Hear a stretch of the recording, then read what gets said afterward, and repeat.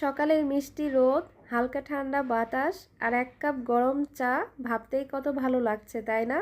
এইভাবে কিন্তু এই পরিবেশে নাস্তা করার মজাটাই আলাদা। তো আজকে আমি শেয়ার করব কেন আমার এই অভ্যাসটা আমার দিনটাকে আরও অনেক বেশি সুন্দর করে তোলে। আচ্ছা, আপনাদের কি কখনো মনে হয়েছে সকালটা একটু শান্তভাবে শুরু হলে দিনটা অনেক ভালোভাবে কেটে যায়?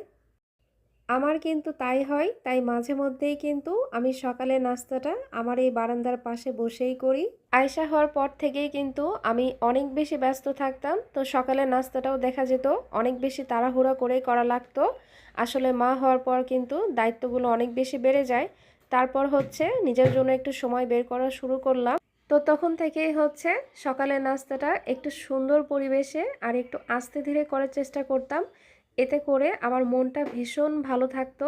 আর যেহেতু এই বারান্দাটা আমার খুব শখের আর অনেক বেশি একটা ভালো লাগার জায়গা, তো এইখানে বসে একটু সময় কাটালেও কিন্তু আমার মনটা সারাদিন অনেক বেশি ভালো থাকে।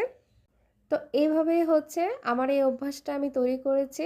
আমার পাশাপাশি কিন্তু আমার মেয়েরও এই জায়গায় বসে নাস্তা করতে অনেক ভালো লাগে। আপনারা কি কখনো এরকম সুন্দর পরিবেশে বা বারান্দায় বসে সকালে নাস্তাটা করেছেন? করে থাকলে কিন্তু অবশ্যই আমাকে কমেন্ট করে জানাবেন আপনাদের প্রিয় মুহূর্তগুলো কেমন ছিল আর এইভাবে সময় কাটাতে আপনাদের কেমন লাগে।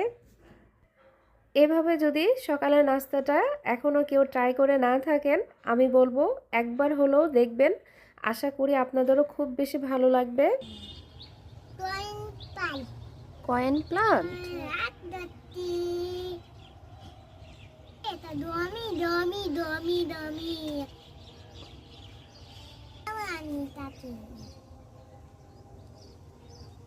তুমি কি করতেছো মা? গাছ ধরেছো? এই গাছ কি তোমার অনেক পছন্দ?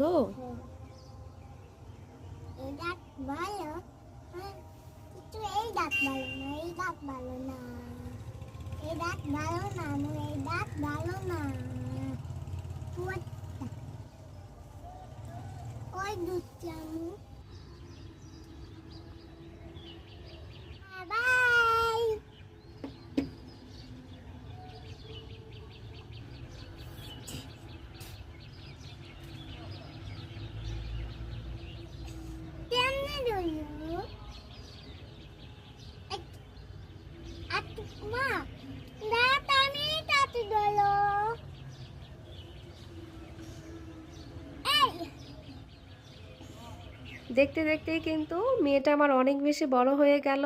তো বড় যখন হয়ে যাবে তখন কিন্তু আমি ওর দুষ্টুমিগুলো অনেক বেশি মিস করব। তা আমাদের জীবনের এই ছোট ছোট মুহূর্তগুলো কিন্তু অনেক বেশি গুরুত্বপূর্ণ। তাই শত ব্যস্ততার মাঝখানেও নিজের জন্য একটু সময় বের করুন আর সকালটাকে সুন্দর করে তুলুন। দেখা হবে পরের ভিডিওতে। ততক্ষণ সবাই ভালো থাকবেন। আল্লাহ হাফেজ।